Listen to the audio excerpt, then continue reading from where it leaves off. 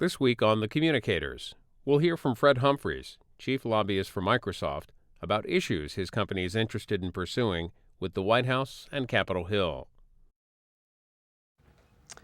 Fred Humphries is the Managing Director for Federal Affairs for the Microsoft Corporation. Mr. Humphries, welcome to the Communicators. How do you define your job? I serve as the chief lobbyist for Microsoft. I lead an incredible team of people for our U.S. government affairs. I am Microsoft's lead advocate on technology issues. And how do you go about your job? I have a lot of different responsibilities. I do an advocacy on Capitol Hill. Part of my portfolio, I also lead our state government affairs team, so I have responsibility for both our federal and state. So I'm engaged in meeting with governors and many elected officials, so it's for both federal and state. Well, right now, I'm primarily focused on federal. Well, Mr. Humphries, when it comes to Capitol Hill, what issues is Microsoft stressing? Microsoft, like all IT companies, are really focused on the economy. In these unprecedented times, it's so important that we continue to invest in innovation and human capital, as opposed to having to deal with debt, as well as we're focused on healthcare, education, workforce development, broadband, and immigration. Also joining us here on the Communicators this week is Stephanie Condon of CBS Interactive. She's their Washington correspondent. Go ahead, Stephanie. Hi. Mr. Humphries, the tech industry typically has allies on both the left and the right, but I'm wondering what you would think this means for the tech agenda now that the Democrats have a strong majority in Congress and the backing of a Democratic president. I think both President Obama and Congress, and I don't look at the tech industry as left, right, we just look at technology, have demonstrated that they are totally committed to innovation and to technology and to science and technology. And as you can see in the American Recovery Act, the emphasis on science and technology, the commitment to science, technology, engineering, math, broadband, healthcare, IT, totally embrace it. And I think they do as a result of what it can do for the economy and efficiencies. Certainly, the president did get to push forward much of his tech agenda in the stimulus package, but many people have called that a one-time opportunity and also just a down payment on issues like broadband. What do you think we need to do to continue funding and supporting broadband deployment, and is there the political will and money available to keep working on those issues? I would first just start with that. I would applaud what the president and his understanding. There's probably no other administration that understands science and technology than this administration in history. And so as we look at it, I think that this administration and Congress, this is a down payment, but I think we're going to look and see that this is going to be one that's going to be sustained. You look at the appointments of the CTO and how they elevated the CTO into that position and the federal CIO, and you look at that, I think that it just demonstrates the commitment to technology. More specifically, to broadband, I again applaud that they've set aside $7.2 billion for broadband. As we look at it, we think that broadband can be very helpful for economic development, and that I think the key is where we think that it could be immediate impact from Microsoft perspective is to focus on schools, libraries, and hospitals. I think there's some good opportunities to do some meaningful things, particularly in the underserved communities. Mr. Humphries, you also mentioned healthcare as an issue that Microsoft is looking to Capitol Hill to act on. In what sense? We think healthcare reform is needed. It's needed now from the perspective of availability, efficiency as far as cost. We look at the health IT aspect where there's about $17–18 billion set aside on the IT side. As we look at health IT, we see it from a perspective is that IT is an enabler. It will allow efficiencies. Specifically from a Microsoft perspective, we have two things that we're really excited about as far as solutions. We have Health Vault, which is a consumer electronic health platform, and we have Amalga. which is an information management platform. More specifically, as you know, right now we have swine flu at El Camino Hospital in Silicon Valley. They utilize Amalga, which is this information management platform, which is really a data aggregator. And they put together a field that allows that when someone comes to the hospital in the emergency room and they have certain symptoms, it flags it, and then that data is shared immediately throughout the hospital, so to be able to look out for swine flu. And so, you know, as we look at healthcare and look at the different solutions that are out there, there's some things that can be done from an efficiency perspective that will be good for consumers of healthcare and for efficiencies and to drive down costs. Now, where does e-records fall into that? Well, when we look at the consumer, you know, when we look at HealthVault, that consumer health record, it's something you can just go to, you know, online to HealthVault, sign up, and you'll be able to put in your, you know, your data, health records information. You can then share that information. For example, I used to work out, but I still try to work out, but I would have a little watch on, a little smart device on that did my heart rate and things of that nature. I can come back after my workout, I can upload that information, and I can share that with my physician. And then they can take that data and that information and say, well, Fred, you know, you got an issue here or there, or in my family there's diabetes, and you could do the same after you, in the morning on a glucometer and checked and put that information in that health record and send that off, and your physician will have that. So when I think of, you know, health records, that's technology today. This incredible opportunity, and data is so important for physicians and for care. So I think that there's a promising future when it comes to consumer health records. And so where does Congress fall into that mix to get Congress involved? Congress, as a take on health care, they will, you know, be looking at it and how to look at to implement it. And I think for Congress, I think the key is that as they look at taking on health IT, that they really focus on, one is that whatever they do, that it's interoperable, it's scalable when it comes to health records, that it's secure, and that, you know, privacy is there, and that they let the marketplace. There's a lot of competition, you know, out there that's good, as many companies, Microsoft with HealthVault, develop technology tools and resources, or, you know, platforms like a HealthVault. Does Congress run the risk of picking winners and losers, as people often say they're concerned about, when they address issues like interoperability and common standards?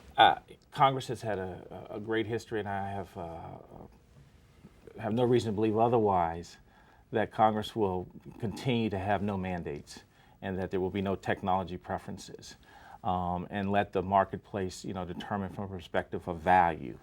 And value creation and meeting the needs of customer, and most important, choice. And choice is very important when it comes to technology. Well, for the Microsoft Corporation, Mr. Humphries, how can Congress benefit the economy from your point of view?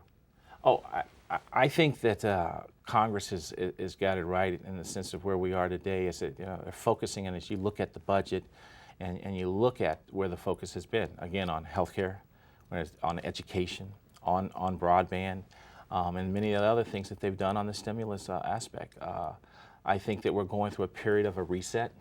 That reset is taking place, and as I look at it, as long as they do things that continue to spur innovation and an investment in innovation, I think that you know, the glass is half full. But we are in a reset period, and I think that the framework is in place with Congress and what they have done with the budget.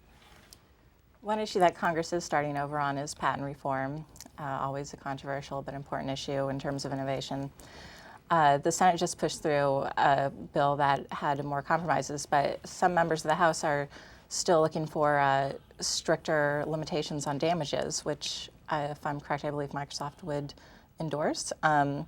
Do you think that the House will have to accept the Senate compromise bill, or will there be more compromises down the road? Well, first, I think what's most important is that intellectual property rights are just very important to the patent process. I mean, we must have, because that's what helps to spur innovation. That's very important to inventors. That's very important to innovators. That's very important to universities. And so, having patent reform in a way that's fair is incredibly important. When it comes to it, what will happen in the House or what will happen in the Senate, there's been a lot of different folks who have different concerns. We applaud what Congress has done thus far, and particularly what the Senate has done, and we'll just have to wait and see. But we Microsoft are comfortable with what has taken place at the Senate. Fred Humphries, what about the issue of copyright and pirating? What does that cost Microsoft in a year? Piracy is a serious issue. It's a serious issue not just here in the U.S. It's a serious issue globally, and copyright as well.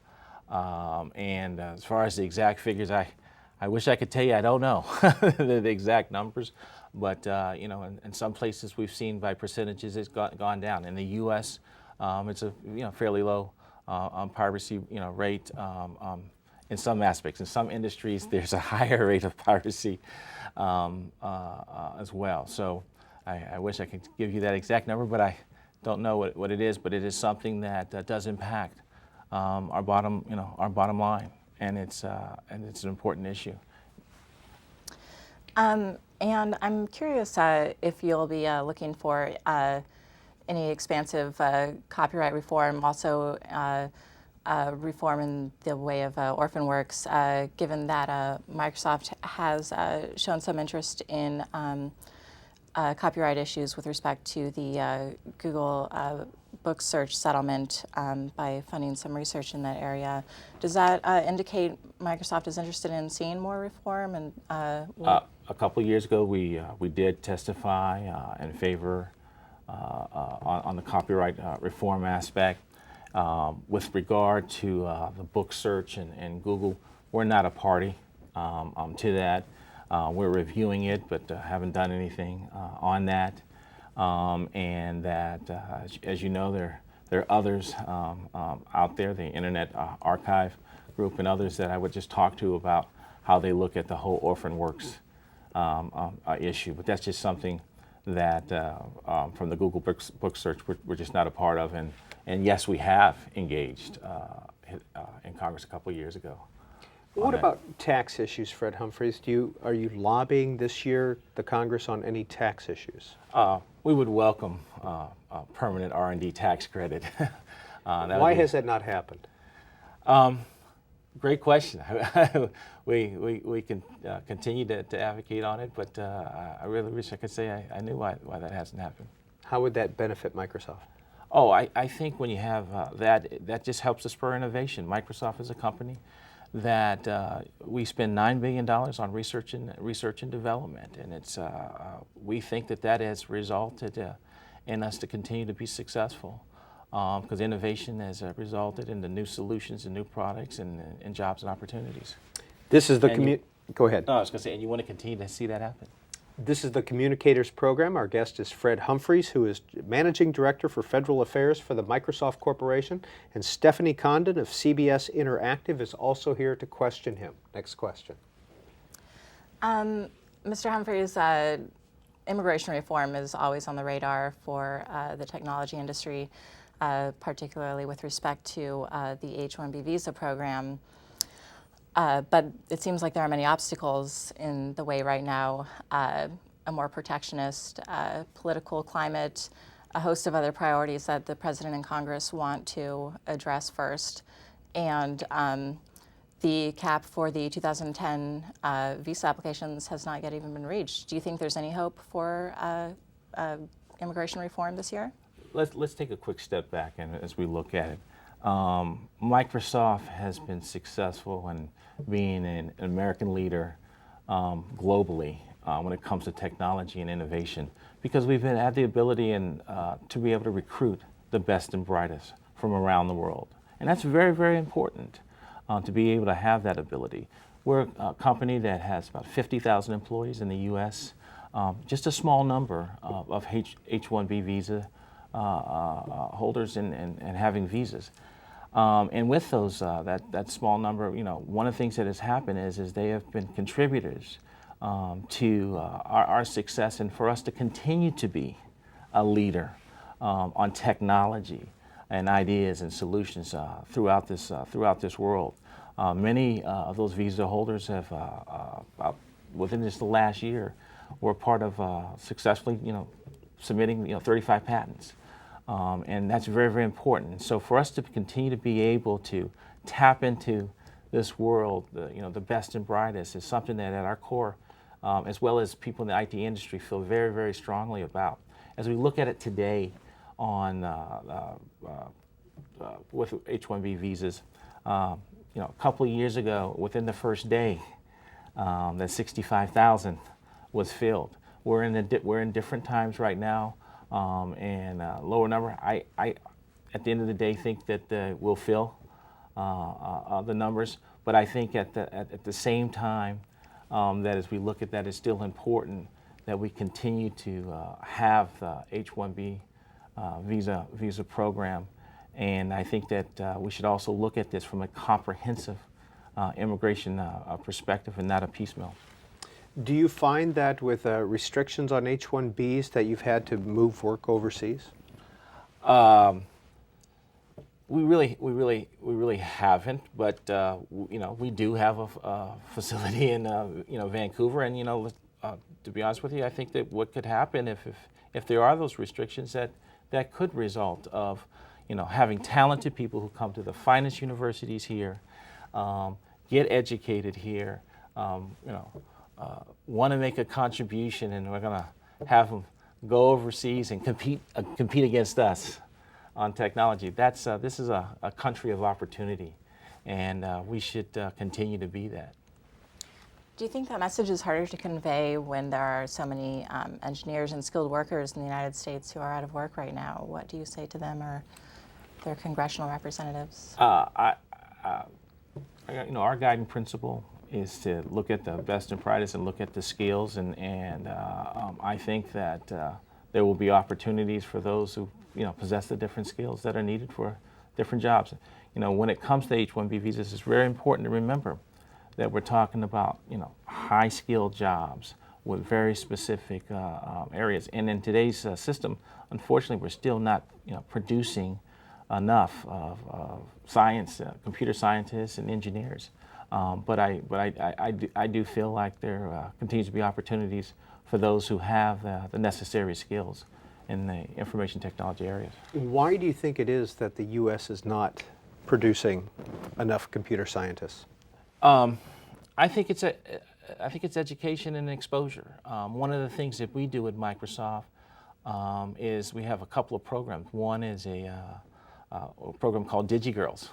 We just did an event about a month ago here in D.C. Where we have an all-day session or a multi-day session where we bring in women from Microsoft who are in technology to talk about their career and talk about what they did to be in information technology, to pursue, and how you can become an engineer.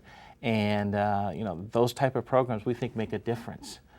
As well as Dream Sparks, where we provide to high school students and to university students developer and designer tools for them to get familiar.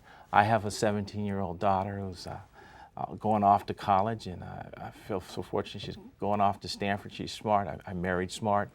And I'm emphasizing and encouraging her, and being able to work at Microsoft, to say, have you looked at engineering? This is a great opportunity.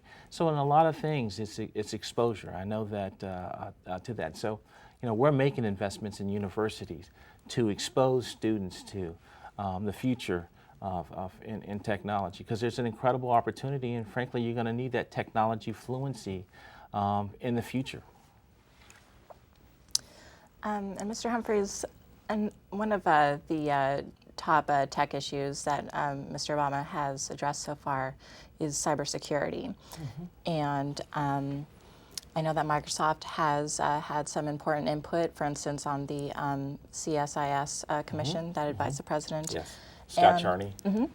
And I'm wondering what you think of some of the legislation out there, including Senator Rockefeller's bill, which proposes to give the president authority to shut down seemingly any network in the case of an emergency. That seems like a rather broad authority. Do you think that's necessary? First, I would just applaud both Senator Rockefeller and Senator Snow as they've just to elevate this issue dealing with cybersecurity. Cybersecurity is not just a U.S. issue; it's a global issue, and it's a very important issue. And I think that many provisions that are in the Rockefeller bill are worthy provisions, and it's a good start. There's some good things in there. But I think what's very important, it needs to really be a private-public when it comes to cybersecurity partnership as you explore these different aspects. And so I think it's a good start, but I think that there's some things that may need to be looked at. Mr. Humphries said that you were also responsible for state lobbying activities. Do you find sometimes that the states and the federal government have different priorities? Right now, I think that the whole country has the same priority. It's all about the economy, and I think there's just a great focus on that. I tend to find on the information technology side, they share the same agenda. They're focused on innovation and focused on science, technology, and engineering, math at the education level.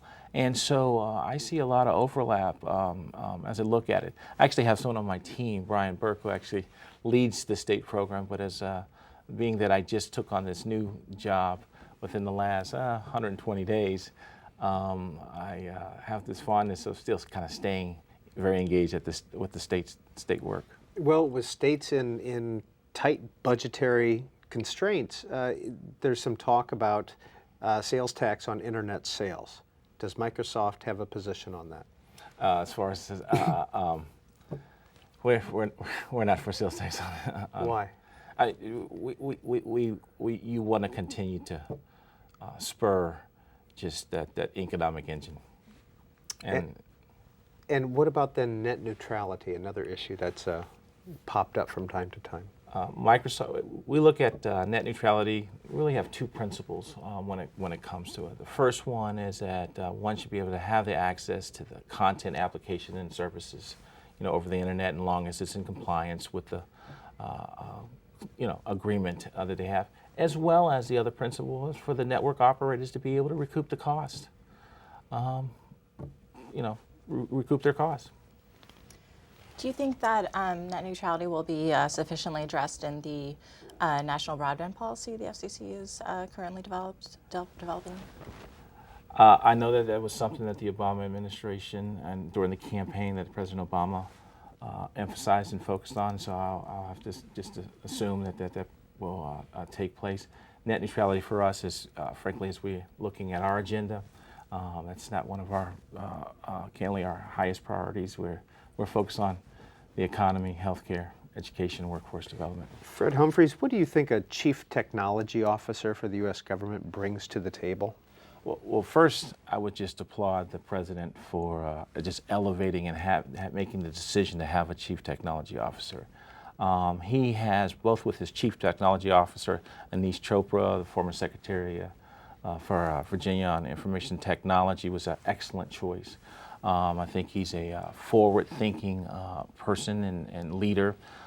As you may know, Virginia was recognized at one time by the National Association of State CIOs as being the Commonwealth of Virginia being one of the leaders in technology. And Anish has a specific expertise where he's in his previous job dealing with healthcare. And so when we look at it, I suspect that Anish will be focused on healthcare, but it'll be focused on, I think, three things, which is openness, transparency, and accountability, which is one of the things that the administration is focused on with the CTO, and then with Vivek Kundra, who's the CIO, another excellent selection, another forward-thinking and innovative person. I think that they've really put together a good team, and I can't leave out Julius Janikowski, who's been nominated for the FCC chair. I think that the administration with the CTO they'll be doing, I think, some very innovative things, and they already are. From my perspective, doing some very interesting things. And Mignon Clyburn has also been Yes. nominated to be an FCC Yes. commissioner. What issues would Microsoft have before the FCC? Oh, it could vary on different issues, but just, the broadband aspect is something very important, and that's from an infrastructure perspective. Broadband is very much needed. As we look at one area that's you're going to just see a whole lot more of is what we call cloud computing, which is for some people like, what is that? I guess a simple way to put it is utilizing the power of the internet to be able to access data, store and process data over the internet. And what that means is that the ability to do things on different devices through the internet, from your smartphone, from your television, from if it's your Xbox 360 or whatever it may be. And what that means for the government is an incredible amount of opportunities. But more specifically, broadband plays such a major role to be able to take advantage of the cloud, particularly in rural and underserved communities. Time for one more question. Stephanie Condon. As cloud computing becomes more prevalent, what is Microsoft doing to improve security? We have a trustworthy computing group that in our company is a fairly decent-sized group that security is a part of our whole life cycle when it comes to development. And so when we look at this, we put together Azure, which will be our platform for cloud computing, and you look at our other services when it comes to the platform. Security is going to be a top priority because without that, people will not utilize the cloud. And finally, Fred Humphries, it's been about 8 years since the DOJ antitrust suit for Microsoft. What lessons have been learned from that, and how have you changed your business practices? Great question.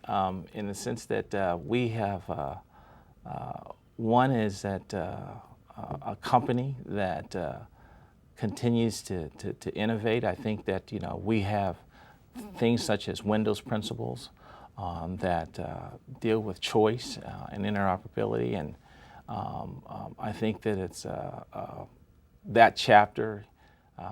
We're close to putting it behind us, and I think that we have learned a lot and have matured in some ways, and in many ways, as a result of that, I think we'll just continue to grow.